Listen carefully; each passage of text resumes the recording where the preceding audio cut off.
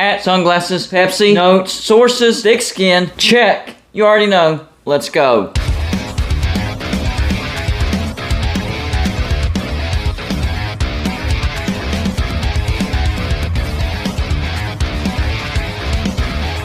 Welcome to Gold and Blue today, everybody. This is a college football channel. So if you like college football, hit the like and subscribe button. It's that simple. Also, send gear to represent your team and be a part of my background forever. All you have to do is send it to P.O. Box 360, Liberty, South Carolina 29657. Well, it is official. You will not be seeing another video about West Virginia going to the ACC because finally, West Virginia has signed the new grant of rights for the Big 12, and that extends, I believe, till 2031. So West Virginia is not going to the ACC anytime soon. And it's a shame.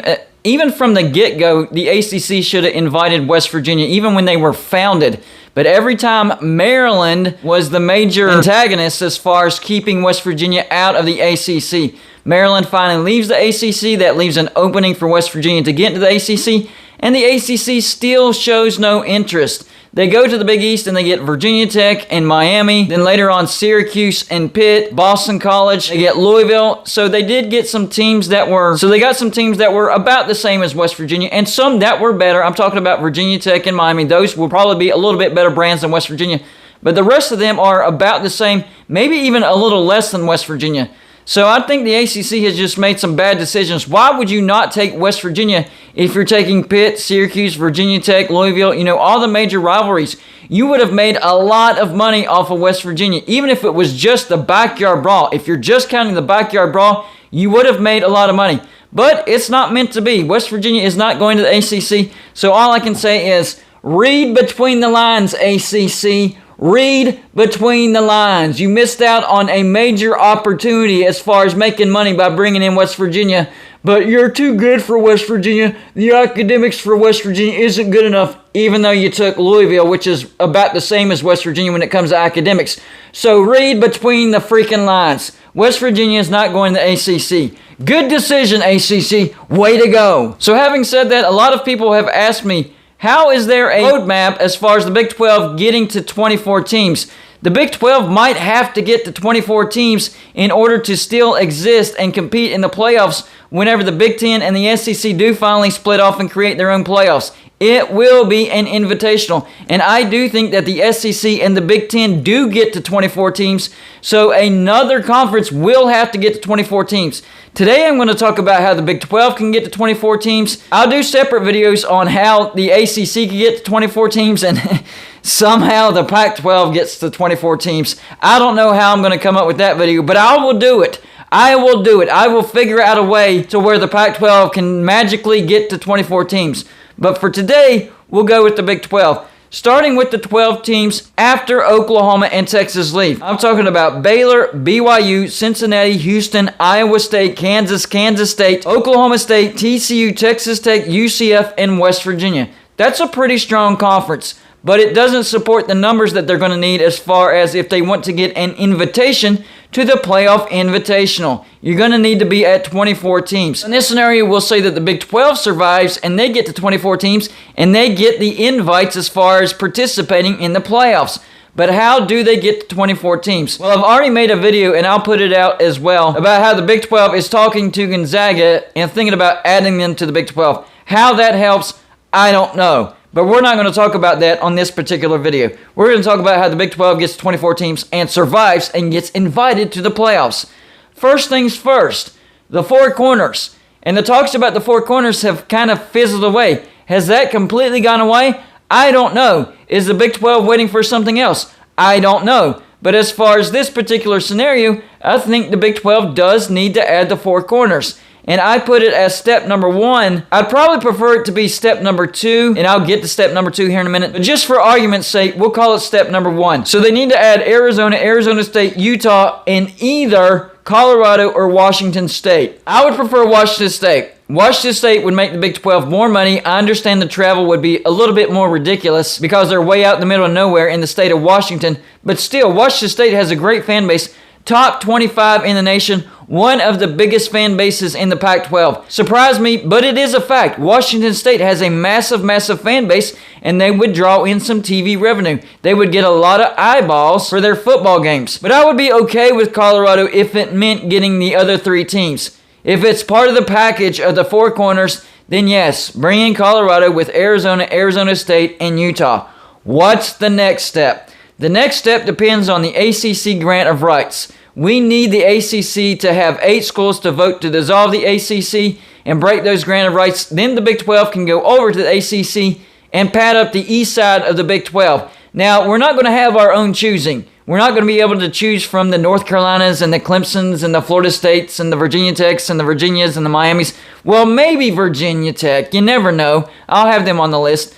But those bigger brands, they're not going to be on the list for us. Remember, I have to come up with the scenario keeping in mind what the Big Ten and the SEC might do as well. So these have to be attainable teams, but still add to the Big 12. So the teams that the Big 12 could go after if the ACC do get those 8 teams and vote to dissolve would be number 1, Pitt.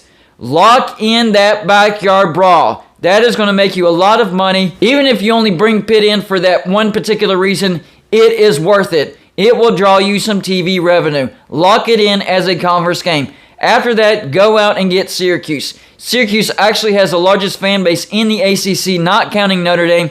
So that would get you some TV revenue. And they would be playing Pitt and West Virginia. And Syracuse fans care about those games. So they would watch the games. They would show up for those games. You would make money off the Syracuse fan base if you bring them in with Pitt. And they're also playing West Virginia. On top of that, bring in Louisville. Louisville has a great basketball brand. And they have a great football brand. I know it's a little down right now. But Louisville has a great fan base. And Louisville, Pitt, West Virginia, and Syracuse all love playing each other. So right there you have yourself a little mini money maker for you. I mean, it's going to bring you a lot of money. When I say mini, I'm just talking about the number of teams. But as far as the amount of money, it's going to bring you a substantial amount of money. So yes, bring in Louisville. Now, the next team you bring in is an either or. Either get Wake Forest or Boston College. I know, they're lower brands. But you need somebody to help with that lower part of your conference. It actually does help to have a team that everybody can beat up on year in and year out. Ask the SEC with Vanderbilt. Ask the Big Ten with their Northwesterns, their Indianas, and so on and so forth. It does help to have that lower team to help beat up on to give you an extra win every year. In fact, that might be one of the downfalls of the Big 12. It might be too competitive, and that's why they're missing the playoffs. So yes, you do want to add to the basement of the conference without getting too ridiculous. And Boston College and Wake Forest are both Power 5 teams. So you're still technically adding a Power 5 team, even though the brand isn't great. And actually, Wake Forest football is doing quite well right now. So that would actually be a good addition for the Big 12 right now. On top of that, you go to the state of Georgia, get a footprint in the state of Georgia, and add Georgia Tech.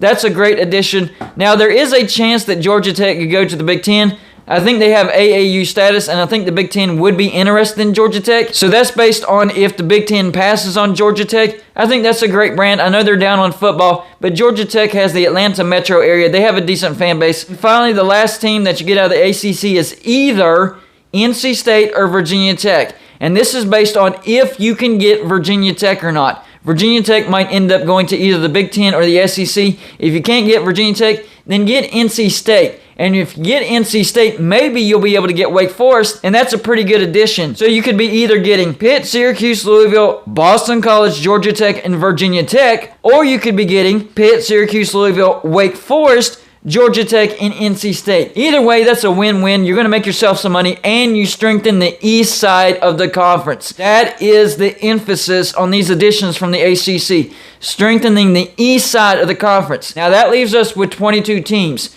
So we need to add 2 more teams that are still decent teams and that are going to add to the Big 12. And you're not just adding 2 teams for the sake of adding 2 teams. The first team, Memphis. And yes, you don't want to add too many more Group of 5 teams, but I think Memphis is one of the best Group of 5 brands remaining. They have a great basketball brand. They have a good football brand as far as Group of 5 goes. You add Memphis, it also adds a bridge between the middle part of the Big 12 or the Midwestern part of the Big 12 and the eastern part of the Big 12. That's a nice bridge right there. And I do think that they would be a decent moneymaker for the Big 12. And then finally, UConn. great basketball brand, but they also have a decent football brand. And remember, whenever they were in the Big East, they actually had a really good basketball brand, ranked consistently in the top 25. Whenever they went independent, that's whenever it fell off a cliff. So if you bring them back into a Power 5 conference, I think UConn could have a decent football team as well. But it's the basketball brand that would really make you some money. But they're not like Gonzaga, and their football team is flat out non-existent. At least they have a football team,